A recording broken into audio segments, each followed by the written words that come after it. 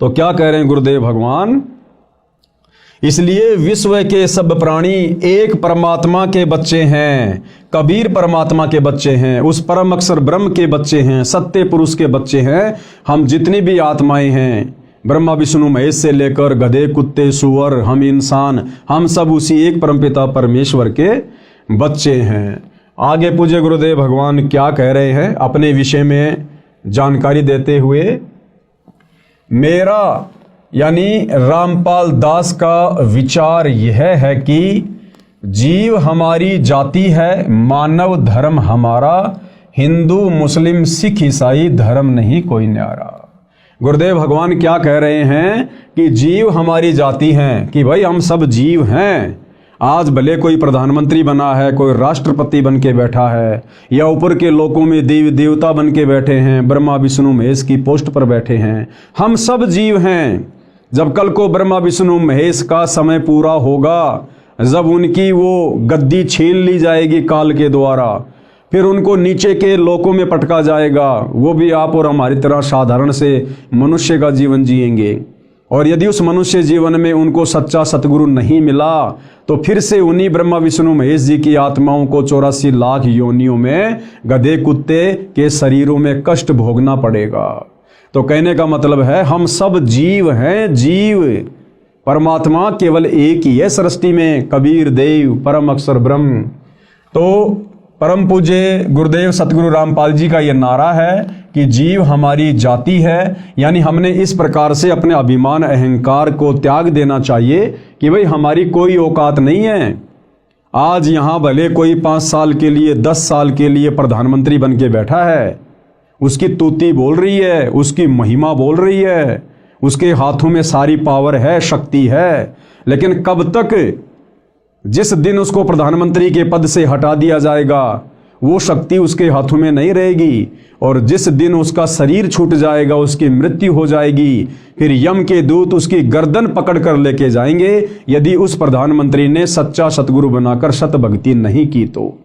और फिर वो जीव संज्ञा में आ जाएगा, फिर उसको नरक भी भोगना पड़ेगा, उसको 84 लाख योनियों में पशु पक्षियों के जन्म भी भोगने पड़ेंगे। इसलिए गुरुदेव कहते हैं कि अजीव ने कभी भी अभिमान नहीं करना चाहिए।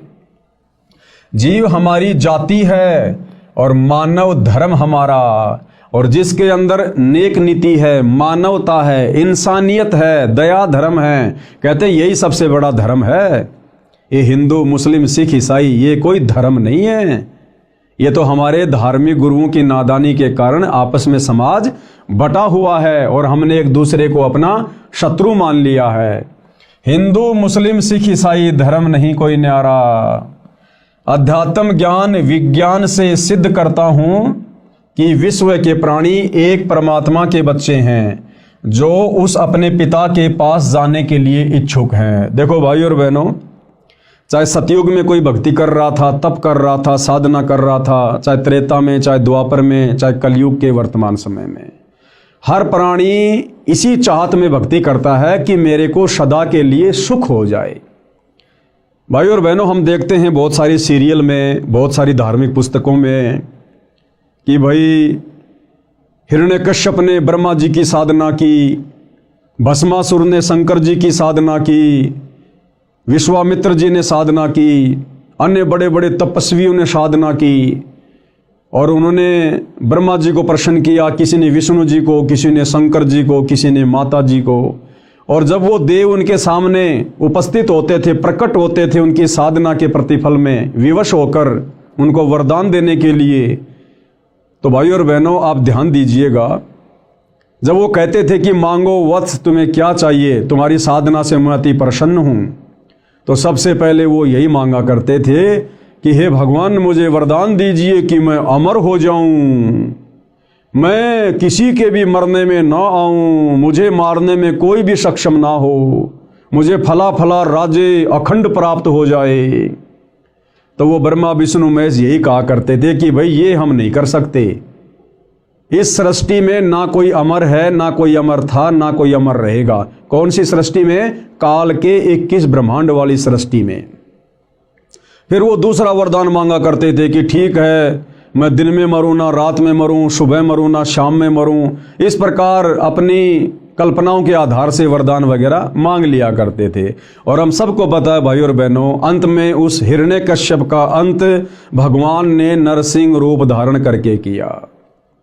तो इसी प्रकार से भाई और बहनों, जो भी साधु संत महात्मा या आम प्राणी भक्ति साधना करते हैं, उस साधना के प्रतिफल में उनकी यही इच्छा होती है कि मुझे सदा सदा का सुख हो जाए, मेरी कभी मृत्यु ना हो। लेकिन भाई इस 21 ब्रह्मांड में, इन 3 लोकों में, इस काल के लोक में हम चाहे कितनी साधना कर लें, यहाँ की उत्तम साधना है काल की, ब्रह्म की, जो गीता अध्याय 8 श्लोक नंबर 13 में वर्णन है कि ओम इति एक अक्षर ब्रह्म व्यवहारण माम अनुशमरण ये प्रयाति तजन देहम सयाति परमाम गतम।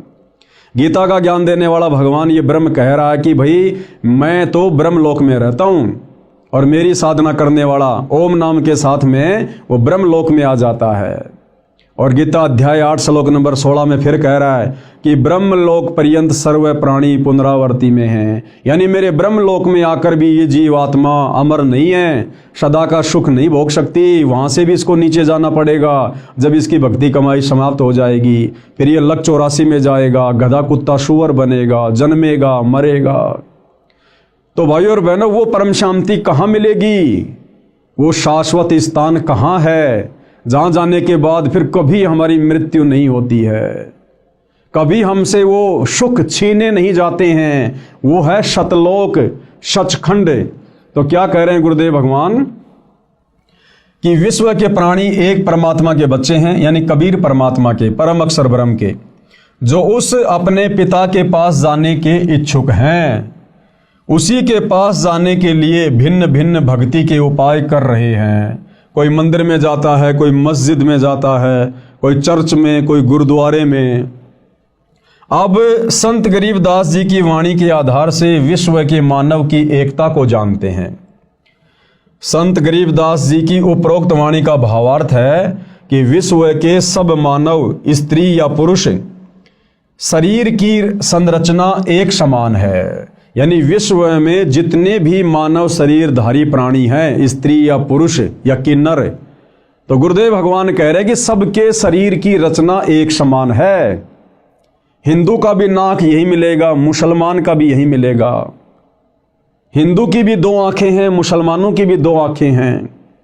हिंदू का शरीर भी एक समान है, मुसलमान का शरीर भी एक समान है। हिंदुओं की माता बहनों की शरीर की रचना भी एक जैसी है, मुसलमानों की माता बहनों की शरीर की रचना भी एक जैसी है।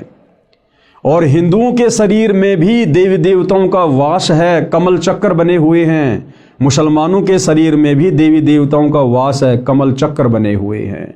सबके शरीर की रचना एक समान है, फिर भला हम अलग अलग कैसे हुए? हम सबको उत्पन्न करने वाला, बनाने वाला एक ही परमात्मा है। हम एक ही परमेश्वर की संतान हैं। भले वर्तमान में अज्ञानता के कारण हम उसे भिन्न भिन्न नामों से जानते हैं। जैसे कोई कहे मारो राम बड़ो है, कोई कहे खुदाई रे, कोई कहे ईसा मसीह बड़ो है, ये बाटा रहे लगाई रे। मुसलमान कहते हैं हमारा अल्लाह बड़ा है, हिंदू कहते हैं हमारा राम बड़ा है, ईसाई कहते हैं हमारा ईसा मसीह बड़ा है। कहते हैं हम तो नादान बच्चों की तरह अपने एक परमपिता परमेश्वर को आपस में बांटे हुए हैं, असल में वो एक ही है। संत गरीबदास जी की उपरोक्त वाणी का भावार्थ है कि विश्व के सब मानव, स्त्री पुरुष के शरीर की रचना एक समान है। प्रत्येक मानव, स्त्री पुरुष के शरीर में कमल दल यानी कमल चक्र बने हैं। मानव शरीर में ही मोक्ष प्राप्त किया जा सकता है। मोक्ष प्राप्ति यानी उस लोक में जाने का एक ही मार्ग है। कौन से लोक में? सतलोक में जाने का एक ही मार्ग है, एक ही रास्ता है, एक ही भक्ति है, जिसमें परमात्मा यानी परम अक्षर ब्रह्म कबीर देव निवास करता है। वह स्थान, वह परम पद है जिसके विषय में गीता अध्याय 15 श्लोक 4 में वर्णन है। कहा है कि तत्व ज्ञान प्राप्त होने के पश्चात, यानी गीता अध्याय 4 श्लोक 34 में गीता का ज्ञान देने वाला भगवान जो अर्जुन को कह रहा था कि अर्जुन, अगर तुझे उस परम पद की खोज करनी है, तुझे यदि उस शाश्वत स्थान में जाना है, सदा सदा का सुख भोगना है, तो तू किसी तत्वदर्शी संत की खोज कर ले। उस तत्वदर्शी संत को प्रसन्न कर, उसको दंडवत कर, उसके बाद वो तत्वदर्शी संत तुझे तत्व ज्ञान का उपदेश करेगा। तो ये वही बात यहाँ कही जा रही है। गीता अध्याय 15 श्लोक 4 में कहा है कि तत्व ज्ञान प्राप्त होने के पश्चात परमेश्वर के उस परम पद की खोज करनी चाहिए। परमेश्वर कौन? कबीर जी, परम अक्षर ब्रह्म सत्य पुरुष। और उनका वो परम पद क्या है? सतलोक, सचखंड। कहते फिर उस सचखंड की खोज करनी चाहिए, जहां जाने के पश्चात साधक यानी भगत फिर लौटकर संसार में कभी नहीं आते। यानी उस तत्वदर्शी संत के बताए अनुसार साधना करके ये प्राणी फिर वापस जन्म मरण में इस लोक में नहीं रहता है, गधा कुत्ता सुअर नहीं बनता है, दुख नहीं भोगेगा सदा सदा के लिए। जैसे आदरणीय नानक जी सतलोक को देख कर आए थे, आदरणीय गरीबदास जी देख कर आए थे, और भी बहुत सारे महापुरुष देख कर आए थे, और उन्होंने वहाँ का बखूबी वर्णन किया। कहते हैं फिर ये साधक उस तत्वदर्शी संत की शरण में जाकर उसके बताए अनुसार साधना करके उस परमपिता परमेश्वर कबीर साहिब के परम पद को प्राप्त हो जाता है, जहाँ जाने के बाद प्राणी वापस लौटकर इस गंदे संसार में नहीं आता है। जहां जाने के पश्चात साधक यानी भगत फिर लौटकर संसार में कभी नहीं आते। जिस परमेश्वर से संसार रूप वृक्ष की प्रवृत्ति विस्तार को प्राप्त हुई है, यानी जिसने सृष्टि की उत्पत्ति की है, जो सबका धारण पोषण करने वाला है, उसकी भक्ति करो। जो ब्रह्मा विष्णु महेश का भी धारण पोषण करता है, 33 करोड़ देवी देवताओं का भी धारण पोषण करता है, सृष्टि के प्रत्येक प्राणी का धारण पोषण करता है।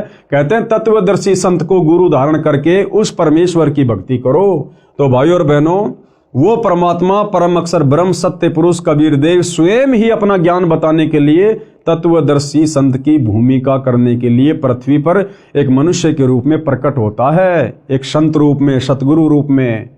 और निसंदेह वर्तमान में सतगुरु रामपाल जी पूरी पृथ्वी पर एकमात्र तत्वदर्शी संत हैं।